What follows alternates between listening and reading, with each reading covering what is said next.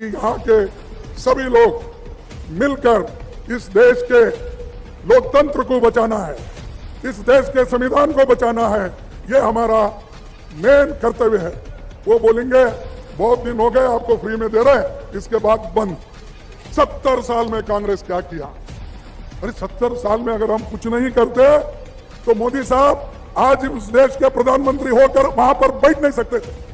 अगर आज बैठे हैं तो ये लोकतंत्र हमने जो बचाया है, संविधान हम जो बचाया है, उसके वजह से आप प्रधानमंत्री होकर। अरे कांग्रेस पार्टी ने तो गुजरात के सुपुत्र को राष्ट्रपिता मानकर सर पे रख लेते हैं। अगर मुझे प्रधानमंत्री बनाएंगे तो हर साल 2 करोड़ नौकरियां मैं दूंगा, ये उन्होंने कहा। आज जो कांग्रेस स्थापना दिवस यहां पर जो मना रहे हैं, उसमें मुझे आने का मौका मिला और खासकर जिस भूमि पर कांग्रेस की स्थापना हुई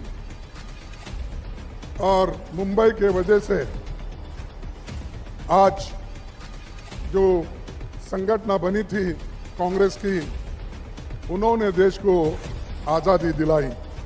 इसीलिए मैं आप तमाम लोगों को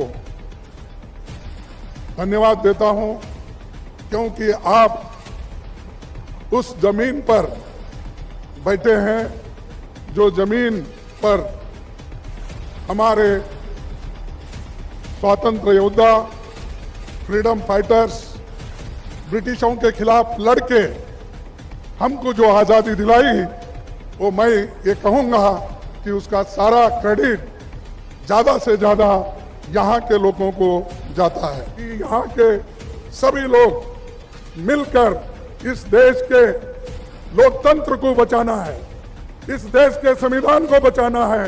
ये हमारा मेन कर्तव्य है, ये अपना कर्तव्य है। अगर इसको नहीं बचाएंगे तो ये बीजेपी के लोग, आरएसएस के लोग और मोदी जी इस देश को पूरा बर्बाद करके, लोकतंत्र को खत्म करके वो डिक्टेटरशिप की तरफ जाने की कोशिश करेंगे। उनको अगर उसको रोकना है, उसको ठेड़ा करना है, तो आपकी मदद हमको चाहिए। अगर आप मदद नहीं करेंगे तो देश में लोकतंत्र खतरे में होगा, संविधान खतरे में होगा। आज हम बात जो कर रहे हैं, आज इस देश में संविधान है, अभी अस्तित्व में है, इसीलिए हम ये बात कर रहे हैं। अगर संविधान ही अस्तित्व में नहीं होगा, लोकतंत्र ही अगर नहीं होगा, तो किनसे बात करेंगे? आपको तो मालूम है कि अगर कोई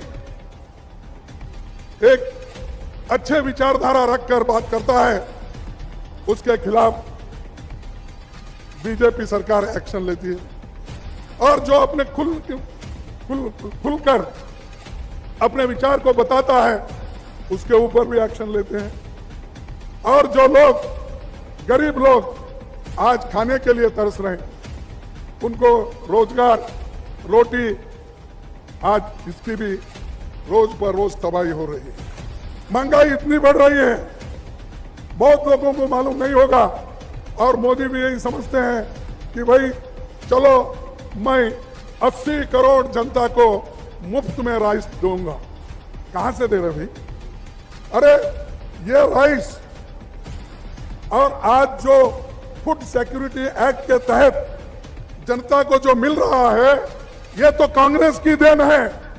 इससे पहले हमारे देश के लोग बाहर से अनाज मंगाते थे, उसीलिए तो राशन दुकान खुले हैं इस देश में, नहीं तो राशन दुकान नहीं रहते थे। अगर अनाज ज्यादा पैदावार होता, अगर अनाज का भंडार पहले से रहता, तो लोगों की राशन की दुकान की जरूरत नहीं होती, फूड सिक्योरिटी एक्ट की जरूरत नहीं होती। और आज मैं 80 करोड़ को फ्री दे रहा हूं, फ्री दे रहा हूं, 5 केजी कितना दे रहा हूं, जो ढिंडोरा पीट रहे हैं। और ये दिसंबर से लेकर आगे दिसंबर तक, और दिसंबर से लेकर मई के चुनाव तक, उसके बाद में वो बोलेंगे बहुत दिन हो गए आपको फ्री में दे रहे, इसके बाद बंद। इस देश में ये जो लोग भूखे मरते थे उनको खाना खिलाने के लिए, अन्न का उत्पादन करने के लिए हमको बीजेपी के लोग और मोदी जी भी हमेशा पार्लियामेंट के बाहर में, चुनाव में यही बात कहते हैं, 70 साल में कांग्रेस क्या किया। अरे 70 साल में अगर हम कुछ नहीं करते तो मोदी साहब आज उस देश के प्रधानमंत्री होकर वहां पर बैठ नहीं सकते थे। अगर आज बैठे हैं तो ये लोकतंत्र हमने जो बचाया है, संविधान हम जो बचाया है, उसके वजह से आप प्रधानमंत्री होकर हर जगह हेलीकॉप्टर में फिर रहे हो, स्पेशल फ्लाइट में फिर रहे हो, और आप कहीं भी जाते हो तो 200 300 गाड़ियां आपके पीछे आते हैं। पिछले कोई प्राइम मिनिस्टर इतने गाड़ियां लेके नहीं घूमते थे, लेकिन ये प्राइम मिनिस्टर जब निकलते हैं तो आधा घंटा पहले रास्ता बंद होता है, फिर उनके पीछे 20, 25, 30 गाड़ियां बुलेट प्रूफ निकलते हैं। और बाद में जब कभी ऐसा इलेक्शन का मौका आता है, मैं देखा गुजरात में भी, शायद प्रतापगढ़ी भी वहां बहुत थे, और हमारे यूथ लीडर हाँ कन्हैया कुमार जी, वो गए क्या? कन्हैया कुमार भी थे, मालूम है। हर जगह मोदी जी यही करते थे, मैं ये गरीब हूं, मैं इस गुजरात का हूं, और गुजरात के लिए, गुजरात के बच्चे के लिए, गुजरात के पुत्र के लिए, सुपुत्र के लिए, वो जितने भी एडजेक्टिव है लगाकर वोट पूछे। अरे एक प्रधानमंत्री हो, प्रधानमंत्री को सबने, देश के सभी लोगों ने चुना है, सिर्फ गुजरात के ही नहीं। अरे कांग्रेस पार्टी ने तो गुजरात के सुपुत्र को राष्ट्रपिता मानकर सर पे रख लेते हैं। चाहे आप हाईकोर्ट में जाओ, सुप्रीम कोर्ट में जाओ, किसी ऑफिस में जाओ, उनके सर के ऊपर, या हम कभी भी पार्टी के अंदर बैठते हैं, या कभी भी कोई ऑफिस मंत्री होता है, उसके पीछे और उसके सर पे कौन सा फोटो होता है? महात्मा गांधी जी का फोटो होता है। वो कहां के हैं? वो भी गुजरात के हैं ना। तो हम तो पंडित जवाहरलाल नेहरू जी से लेकर पूज्य महात्मा गांधी जी, सरदार वल्लभ भाई पटेल, मौलाना आजाद, डॉक्टर बाबा साहब अम्बेडकर, महात्मा फुले, ऐसे सभी की हम पूजा करते हैं। इनके पास सब सेलेक्टिव, जैसा वक्त आया वैसा करेंगे। पानी तेरा रंग कैसा, जो डाले वैसा। पानी तेरा रंग कैसा बोले तो जिसमें डाले वो, लाल आया लाल डाले, पीला आया पीला डाले तो पीला हो जाता है। ऐसा इनका रंग है। कहीं जाओ वो बोलेंगे आज बाबा साहब को नमन करता हूं, कहीं जाएंगे फुले जी को नमस्कार करता हूं, कहीं जाएंगे कबीर को। क्यों? सब ये वोटों के लिए। मैं पूछता हूं मोदी साहब, आरएसएस के लोगों को भी ये पूछना चाहता हूं, बीजेपी के लोगों को भी मैं ये पूछना चाहता हूं, 10 साल पहले कभी आपके ऑफिस में बाबा साहब की फोटो थी, फुले की फोटो थी, महात्मा गांधी की फोटो थी? जवाहरलाल नेहरू की तो छोड़िए, वो तो जवाहरलाल नेहरू जी के खिलाफ है। सुभाष चंद्र बोस की तो फोटो थी नहीं। फोटोआं उस वक्त लगते हैं जब वोट चाहिए।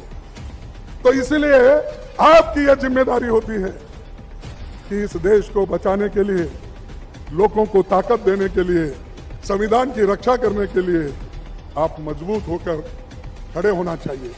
क्योंकि यह पार्टी की स्थापना यहीं से शुरू है, और आप लोग अगर हिफाजत नहीं करेंगे, आप लोग अगर पीछे हटेंगे, तो इस देश में सेक्युलरिज्म खत्म होगा, वो बात करने का बंद होगा, लिखने का बंद होगा, और जितने भी राइटर्स आज उधर से लिख रहे उनका भी बंद होगा। एक तो जो प्रोग्रेसिव राइटर्स हैं, जो देश के बारे में लिखते हैं, जो अच्छे विचारों के बारे में लिखते हैं, साइंटिफिक विचारधारा पे चलते हैं, उनका तो एक और है। लेकिन जो उनके साथ रहकर जो लिखने वाले हैं, उनको भी आज ना कल वो मोदी बंद करेंगे, क्योंकि वो नहीं चाहते खुले विचार से। इसीलिए तो आडवाणी जैसे जो उनके पार्टी के नेता थे, वो उनको सामने आए तो भी प्रधानमंत्री नहीं देखते। बहुत बार मैं देखा हूं पार्लियामेंट में, जब आडवाणी साहब के फूल चढ़ाने के लिए, जो महापुरुष हमारे जिनकी फोटोआं सेंट्रल हॉल में लगी है, उन फोटोओं को जब पुष्पार्पण करते हैं उस वक्त उन्होंने मोदी जी आडवाणी को देखते भी नहीं थे, मुरली मनोहर जोशी को भी नहीं देखते थे। अरे अपने ही लोगों को वो देखते नहीं। जब पावर में आने के बाद, अब पूरा पावरफुल बनने के बाद उन लोगों को क्या देखेंगे जो पिछड़े, गरीब, अल्पसंख्यक, इनको कभी देखेंगे? बात करते जाएंगे उनकी, लेकिन उनको कोई हक नहीं देंगे। इसलिए आप ये बात ध्यान में रखना चाहिए। और अनएम्प्लॉयमेंट, आपको मालूम, नौकरियां तो बहुत देने की बात की। अगर मुझे प्रधानमंत्री बनाएंगे तो हर साल 2 करोड़ नौकरियां मैं दूंगा।